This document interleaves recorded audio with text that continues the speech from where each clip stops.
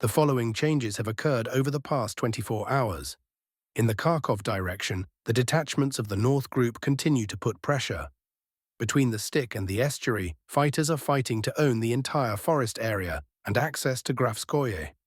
The infantry is constantly supported by flamethrower rocket launchers and aviation. On the southwestern outskirts of Prilipka, to the south, Solntsepek's crew covered the positions of the Ukrainian forces with thermal bombs. According to Yandex, this tiny part of the forest is administratively part of the village. A small clarification is being made on the collision line. On the opposite bank of the Seversky Donets River, the military also continues to work in the forest. Despite the fact that the enemy was mostly on the defensive, he resumed active operations yesterday. On the approaches to the southern outskirts of Vilcha, the enemy conducted 2 attacks by the 58th Brigade to regain lost positions. The attempts were stopped by complex fire. The Ukrainian armed forces returned with losses.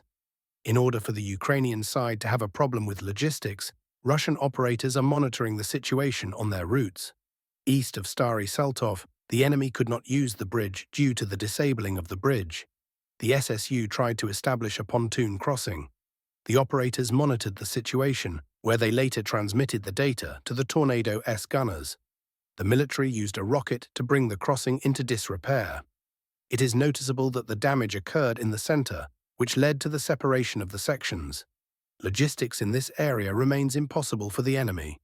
During the day, enemy losses in the entire direction exceeded 50 personnel. 4 UAV control points were destroyed. Fighting continues in the Kupyansk direction.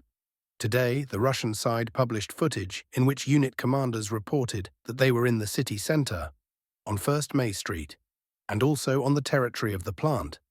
In addition to the official information, there is also reliable information related to the fact that although the fighters are holding a position in the western part of the city center, they are still cut off, and the supply is carried out using drones. At a minimum, conditional control is added. A grey area is inserted in the clipping area. Later, the Russian side showed the presence of soldiers at 3 points: on the territory of the cannery, sugar factory, and in the northern part of the city. At the third moment, the assault troika moved in a northerly direction. Also in the northwestern part of the city, in the video that appeared on December 24th, 2 fighters were moving southeast. The enemy hit one with a drone strike. Given these data, the territory is returning to Russian control with the acquisition of the plant. Fighting continues for this city. In the Red Army direction, detachments of the center's grouping broke the Ukrainian defenses. In the encircled Dimitrov, during the offensive operations, the process of cleansing from the enemy was completed.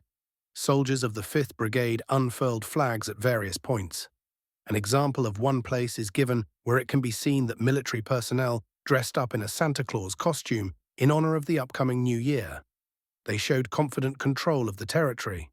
To the north, the motorized rifle units of the 9th Brigade completed the work process to clean up the neighboring Rodinsky.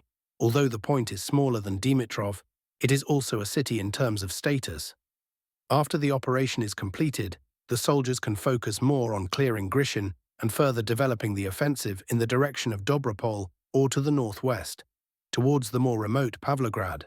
In the Gulipolsky sector of the front, units of the Vostok Group destroyed the enemy's defenses. The soldiers of the 5th Army decisively completely liberated Gulipole. Flags were unfurled in over 40 places. In the battles for this city, more than a battalion of enemy manpower was destroyed. The capture of Gulipole opened the road to Orakov, which is located about 30 kilometers from this place, for the subsequent approach to Zaporozhye. Fighting remains active in the Zaporozhye area of Stepnogorsk. In Stepnogorsk, the paratroopers of the 247th Regiment completed the process with the encircled enemy. This point is completely under Russian control. In addition to Stepnogorsk, the soldiers are systematically developing an offensive to the north. The controlled area is expanding before the turn. Russian operators are constantly working on enemy manpower and equipment, both on the front line and in the immediate rear. In this example, the Ukrainian armed forces were driving along the M18 highway from the north side. The operator of their Pivadron at least disabled her. The enemy turned towards the northern outskirts of Primorsky. At a convenient T-shaped intersection, the supply of reinforcements to this village, as well as to the Stepnogorsk site, is disrupted. There is a smooth, positive trend along the line of combat contact. The fighting continues.